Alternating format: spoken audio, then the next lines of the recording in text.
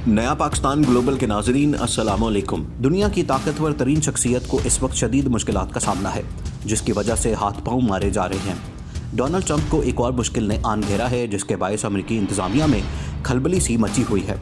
Video में मजीद आगे बढ़ने से पहले तमाम नए आने वाले दोस्तों से गुजारिश है कि हमारा यूट्यूब चैनल सब्सक्राइब कर लें, वीडियो को फेसबुक और व्हाट्सएप पर शेयर भी कर दें। अमेरिकी सदर डोनाल्ड ट्रंप के मुआवजे के मुकदमे का बाज़ाब्ता आगाज़ 21 जनवरी से होगा।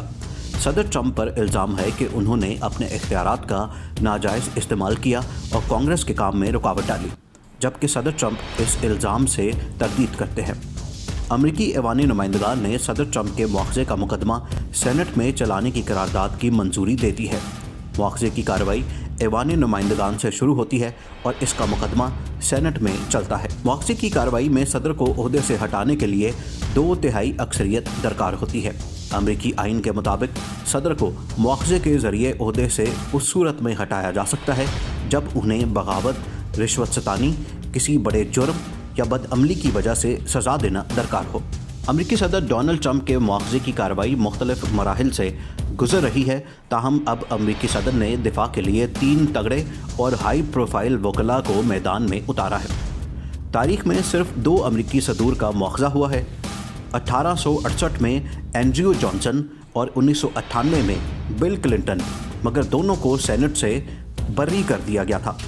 ट्रंप के ये तगड़े वकला व्हाइट हाउस के वकील और अटर्नी जे सेक्यू के मातहत काम करेंगे। इन वकला में एक नाम केनीथ स्टार्क का है, जो कि बिल क्लिंटन के मुआवजे के दौर में भी काम करते रहे हैं, और दूसरा रॉबर्ट रॉय का है, जो इंडिपेंडेंट काउंसिल में क्लिंटन इंतज़ामिया दौर ही के वकील थे। एक रिपोर्ट के मुताबिक केनीथ स्टार्क ने साबिक अमेरिकी सदर बिल क्लिंटन के खिलाफ मशहूर ज़माना वाइट वाटर स्कैंडल की तफ्तीश की थी, तहम उस तफ्तीश में क्लिंटन के वाइट हाउस की एक इंटर्न के साथ मुआशकों के शवाहिद मिले थे। इस तफ्तीश के नतीजे में 90 की दहाई में क्लिंटन को अमेरिकी ऐवान नुमाइंदगान की जानिब से मुआवजे का सामना करना पड़ा, तहम क्लिंटन सेनेट की जानिब से बरी कर दिए गए थे। ट्रंप का दिफा करने वाले तीसरे वकील एलन डर्सू हैं, जो माजी के फुटबॉल खिलाड़ी ओजे सिम्पसन्स के वकील भी रह चुके हैं। उस फुटबॉल खिलाड़ी पर अपनी अहलिया और उनके दोस्त को कत्ल करने का इल्ज़ाम था। इस मुकदमे को सदी का मुकदमा भी कहा जा सकता है, जिसमें वो बरी हो गए थे। आखिर में तमाम दोस्तों से एक मरतबा फिर गुजारिश है कि हमारे चैनल को सब्सक्राइब कर लें और वीडियो को फेसबुक और व्हाट्सएप पर शेयर भी कर दें।